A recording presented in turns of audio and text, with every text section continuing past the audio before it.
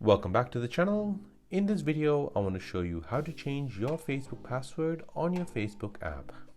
If your account has been compromised, then you need to change your password as soon as possible, and in this video, I'll show you how. Open up your Facebook app. Now tap on the menu button at the bottom right. Scroll down and tap on Settings and Privacy, then tap on Settings. Now tap on Password and Security. Within the login section, you'll see Change Password. Tap on it. On the screen, enter in your current password, then enter in your new password twice. Then tap on Update Password to set your new password. And that is how to change your Facebook account password on your Facebook app.